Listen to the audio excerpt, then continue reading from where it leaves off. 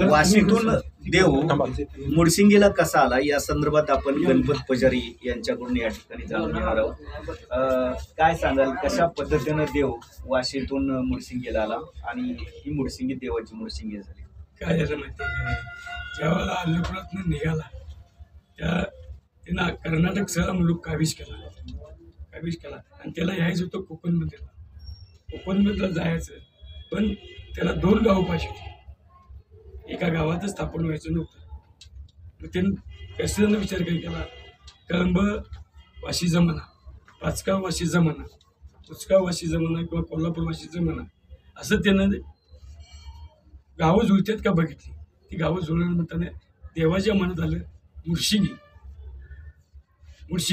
वाशी आणि मुडशिंगी, असं त्याला दोन्ही अक्षरांचा जो बरोबर आलं तेव्हा देवाच्या मनात आलं की मुडशिंगीला जायचं आहे। मग आता जोशीत काय करत होता, दिवसभर शेळ्या मेंढ्या राखत होता, वाशी सेवा करत होता, असे चालत होता नेम त्याचा। मग असं दाखवत की नाही, मग एक दिवशी काय केलं, मुडशिंगीला जायचं म्हटल्यानंतर देवानं विचार केला, वाशी गावाला बर्ग पाठ बकरीने चारा पाण्याच केला, हळदी कांड्यावरची रान वाशीच्या नगरीला, आणि चारा बर्ग पाण्यावर जोशीत चारा पाणी बघा इथं आला। मग देवाने काय केलं तर मुडशिंगीत पाऊस पाणी चारा पाणी भरपूर आलं नव्हतं। जोशीने चारा पाणी बघितला आणि वाशीला गेला, आपली बकरी घेऊन इथं आला तिथं आपला व्यवहार चालू केला, इथून बकरी जाणार वाशीला जाणार, असा बराच नेम झाल्यावर देवालाच कळलं पहिला इळीवर ये लागते आणि राजधानी माझ्यापाशी चालते। मग एक दिवशी काय म्हणला जोशीला, मी तुझ्यापाशी आलो तर काय, जोशीला आनंद वाटला, देवा तू आलास चांगलंच आहे, तू मला पाहिजेस मी तुला पाहिजे, असं दोघांचंही झाल्यावर देव म्हणलं मी येतो आजचा। मग त्या दिवशी आलाच नाही, 3 दिवस अशी वाट बघितली, 3ऱ्या दिवशी जोशीत म्हणला आज घेऊन यायचंच, ते आणायच्या बेतात होता। मग देवानं मग काय केला, जर आता या जोशीला मला या सत्ययुगात नेला, कलियुगातला माणूस असंच करत मला आणि कुठे उचलून नेईल, असं देवानं विचार केलं। देवानं जोशीला थांबविला, बाबा थांबतो होता तिथं, तर काय गाव जागे केलं, वराडला देव काय गाव तिथं परत आलं।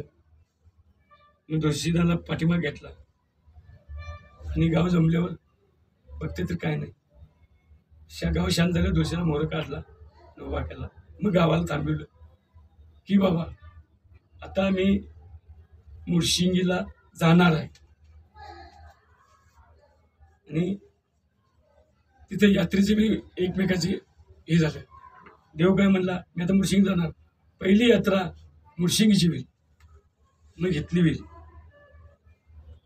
आणि तुळशी तिथं आल्याशिवाय वाशीत आल्याशिवाय माझी जत्रा भरणार नाही, आणि मी म्हणतो 3 वर्ष वाशीच्या देवानं काय केलं, मी 3 वर्षांनी इथं जाईल, असं त्यांचं झाल्यावर ठरलं।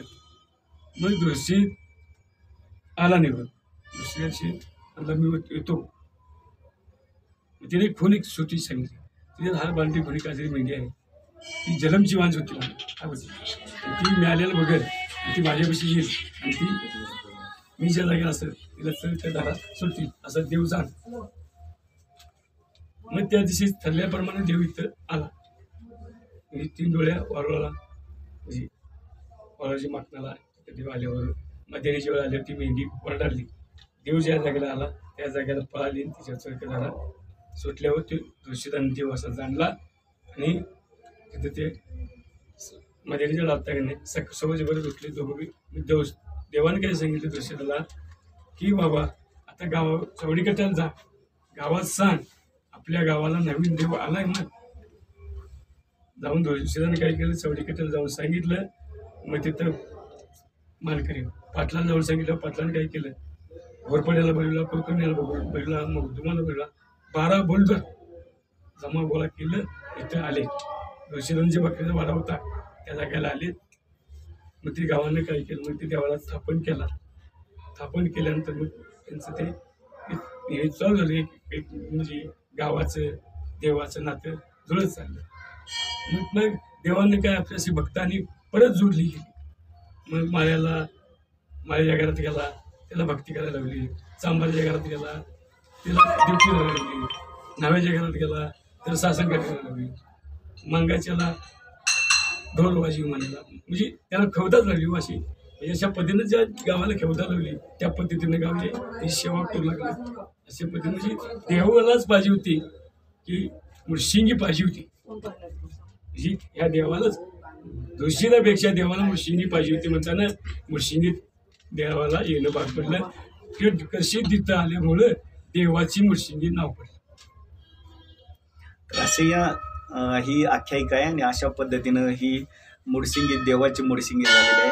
त्यामुळं सर्व भावी भक्तांनी आपल्या आयुष्यामध्ये एकदा तरी या देवाच्या मुळशिंगीला यावं आणि देवाचं दर्शन घ्यावं. बोला धुळशीतपूर देवाच्या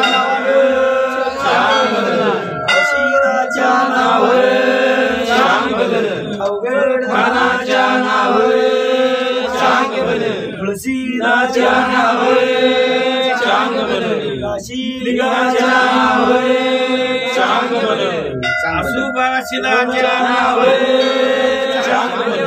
कामाबाईच्या नावे